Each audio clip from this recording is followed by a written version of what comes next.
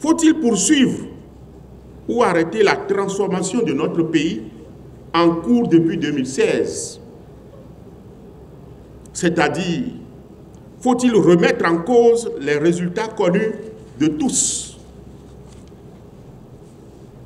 Et ces résultats probants sont bien perceptibles sur le plan de l'éducation nationale, de la formation professionnelle et technique, de la santé, de l'agriculture, des infrastructures routières, de l'amélioration du cadre de vie avec l'asphaltage dans toutes les grandes villes, l'énergie, dont la couverture en milieu rural a passé de 35% et avoisine, depuis 2015 et avoisine 73%. Le développement industriel avec ce qui se passe dans la zone industrielle de Glodjibé, où plusieurs entreprises sont installées pour installer et transformer la totalité du coton produit au Bénin, pour transformer la totalité de l'anacarde produite au Bénin. Vous avez commencé à voir, à montrer déjà des t-shirts qui sortent du Bénin, qui sortent des usines du Bénin, où ces usines recrutent des milliers d'emplois. Déjà 3 000 jeunes travaillent là déjà, et on ira jusqu'à 30 000 jeunes qui vont travailler là. De l'amélioration de la condition de vie des travailleurs, avec les augmentations de salaires qui viennent d'être annoncées. Faut-il arrêter tout cela? C'est la question qu'on se pose. Donc, militer dans un parti, si la réponse est de militer dans un parti d'opposition aujourd'hui, si nous décidons de dire il faut militer dans un parti politique d'opposition, parce qu'aujourd'hui, nous avons plusieurs partis politiques en liste, dont des partis politiques d'opposition. Si la décision c'est de dire nous militons dans un parti politique d'opposition, ça veut dire qu'on est en train de dire qu'on accepte de remettre en cause cette dynamique que je viens d'exposer et qui a été longuement exposée, les prouesses qui font que le Bénin, dans l'espace UEMOA aujourd'hui, est classé pays le plus dynamique en matière de gouvernance et de maîtrise de l'inflation. Faut-il arrêter cela? Si la décision c'est parti politique d'opposition, ça veut dire que nous disons il faut arrêter cette dynamique qui met notre pays sur orbite et l'engage résolument sur le chemin de l'émergence économique et de l'équité sociale. Ça, c'est la première réponse. Deuxièmement, il y a des partis de la mouvance. Si je dis, je vais militer dans un parti se réclamant de la majorité présidentielle qui revendique les résultats positifs seulement du gouvernement, mais refuse d'en assumer le passif, c'est accepter aussi la remise en cause de ces réformes, des réformes. Mais la troisième réponse que je vais vous donner, c'est que le seul parti politique aujourd'hui capable de poursuivre la dynamique en cours, c'est celui qui assume et accepte de mettre la pression nécessaire sur le gouvernement afin d'obtenir de lui des mesures qui soulagent les peines des Béninoises et des Béninois. Et ce parti politique responsable qui sait faire la part des choses, qui a toujours promu et voté des lois qui permettent au gouvernement de remettre le pays sur la voie de l'émergence, je vais vous le dire, c'est l'Union progressiste, le renouveau.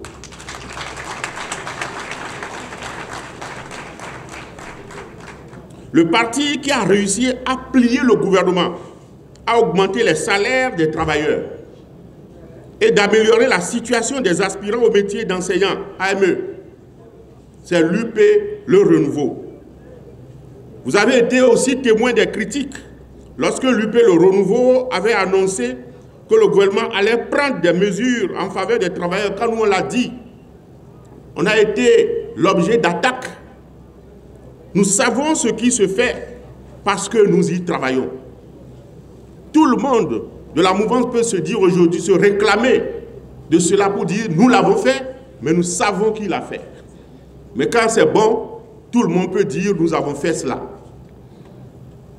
Le parti qui aspire à conquérir le pouvoir d'État, comme l'élargit la charte des partis politiques, et à l'exercer au profit de la majorité des plus pauvres, des plus vulnérables, c'est l'Union progressiste, le renouveau. Parce que dans l'idéologie de notre parti, nous nous sommes engagés à réduire les inégalités sociales, de ne laisser personne sur le carreau. Notre idéologie, c'est la social-démocratie qui tient compte des plus faibles, auxquels on doit tendre la main. C'est pour ça que nous avons milité pour que les augmentations salariales ne soient pas de la poudre aux yeux, que ce ne soit pas quelque chose seulement, mais que ce soit consistant. Pour équilibrer un peu les choses, les infrastructures sont nécessaires aujourd'hui. Et à votre soutien, vos ressources, notre parti a exigé du gouvernement de les réaliser. Nous exigeons du gouvernement de réaliser les infrastructures. La lutte en faveur de l'école pour tous est nécessaire et conformément à la volonté du peuple et avec vos impôts que vous payez, le parti Union Progressiste Le Renouveau a exigé du gouvernement de le réaliser en organisant au profit des plus vulnérables les cantines scolaires. Aujourd'hui, la couverture est de 75%. 1 million d'écoliers prennent aujourd'hui un repas chaud par jour. On était à 400 000 en 2015. Aujourd'hui, c'est 1 million. Ça fait 75% de couverture. Et l'objectif, c'est d'aller à 100% d'ici 2 ans. Et votre parti politique est derrière cela. Il faut encore agir considérablement pour diminuer la souffrance des plus vulnérables, en finançant davantage les cantines scolaires, l'eau, l'électricité, les bourses scolaires et universitaires. Et le parti a déjà même entrepris auprès du gouvernement, je vous le dis, des réflexions pour destiner les bourses, non seulement à l'égard des plus méritants, mais à l'égard des enfants des familles à revenus faibles, dont l'envie de poursuivre les études est établie. Vous aurez entendu le chef de l'État dire ça. Ça, c'est une proposition de l'Union Progressiste Le Renouveau. De ne plus seulement donner les bourses aux plus méritants, toutes catégories confondues, mais s'il y a 5 méritants, 5 étudiants qui méritent les bourses, qu'on dit parmi les 5, lesquels sont des familles pauvres ou modestes. Et prioritairement, on accorde les bourses à cela parce que les enfants des familles aisées peuvent aller étudier à l'extérieur avec l'appui de l'aide de leurs parents. Ils n'ont pas besoin forcément de la bourse. Donc il faut privilégier les enfants des familles pauvres. En amplifiant l'accès massif des jeunes aux emplois créés par les réformes. Et spécifiquement, je puis dire que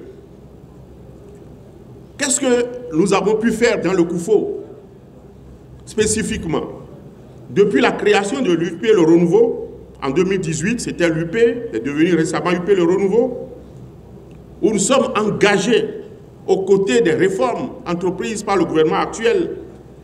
Il faut dire qu'en 2019, nous avions eu 5 députés sur 6. En 2020, 6 maires sur 6. Alors, la question c'est de savoir, faut-il que le COUFO arrête cela, rompre avec cela aujourd'hui, avec la remise en cause de l'heureux dynamisme en cours?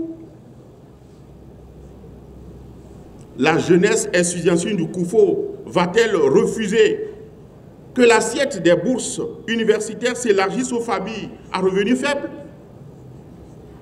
La jeunesse estudiantine du COUFO va-t-elle rejeter la poursuite de l'industrialisation, source d'emploi pour les jeunes? La jeunesse estudiantine du Koufo va-t-elle arrêter les réformes en cours dans le domaine de la formation professionnelle et technique visant à accroître l'employabilité des jeunes diplômés et à réduire le chômage? Voilà autant de questions de survie qui se posent à vous, jeunes. Et dans le Koufo, je puis vous dire que le parti Union Progressiste Le Renouveau a œuvré pour que ce que vous avez constaté à la publication du PAG 2021-2026, où le Koufo était orphelin en ce qui concerne les infrastructures, vous avez déploré sur les réseaux. Tous les réseaux sociaux étaient en feu. Nous avions suivi cela. Et les leaders du parti, au niveau du département, tous les députés et les maires UP Le Renouveau se sont réunis pour recenser les infrastructures à intégrer au PAG. Un document a été confectionné sous le leadership du président Bruno Amoussou, président du parti d'alors, du fils du Koufo, que nous avons été remettre au chef de l'État. Et je puis vous dire qu'avec notre pression, cela a payé. Et le PAG a été corrigé pour le Koufo. Ça a été corrigé. Et les infrastructures que nous avons soumises ont été intégrées. Et je vais vous les citer. Les infrastructures qui sont intégrées désormais au PAG. La route Azové, Ouegame, Koulekame. Koulekame à Hobaya avec pont sur le Koufo à Gmaïzou. Ça c'est un. Deux. La route Ouegame, Toviclin, Lokoba. 3. La route Lalo, Lokoba, Dogbo. 4. La route Dogbo, Lobogo, Bogba.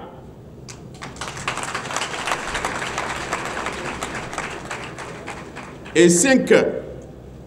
La route à Plakoué frontière à Godogui, Djidja. Et à Godogui, Tcheti. Avec la réhabilitation de la route du bitumé à Bomé, Dogbo, à Bomé, Azové, Dogbo, qui sera rechargé à nouveau.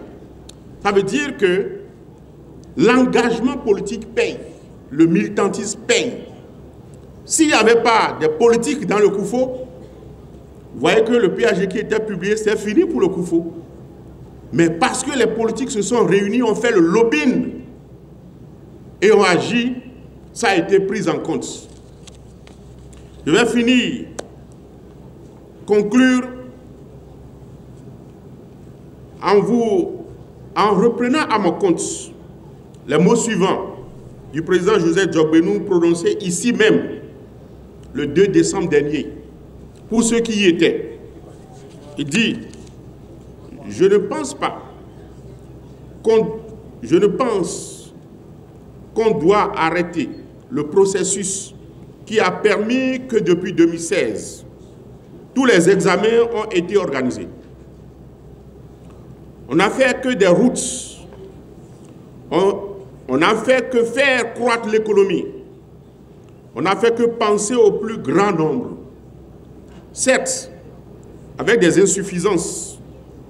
Si vous considérez comme moi que la réponse va dans le sens de ne pas arrêter le processus, alors mobilisez-vous aujourd'hui. Vous devriez, avec vos parents, avec vos amis, avec vos sœurs, avec vos frères, veiller dans votre intérêt égoïste, je dis bien intérêt égoïste et intérêt collectif, à dire qu'on ne peut pas arrêter. qu'on peut améliorer, qu'on doit poursuivre. Et c'est ça qui doit vous permettre de faire une réponse aux partis politiques qui considèrent qu'il faut tout arrêter.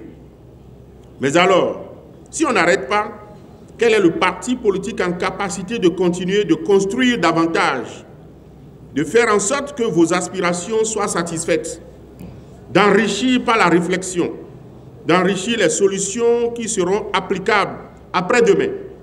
Eh bien, quel parti politique pour faire cela? Si vous répondez que c'est l'Union progressiste, le renouveau, le recours, alors je serai d'accord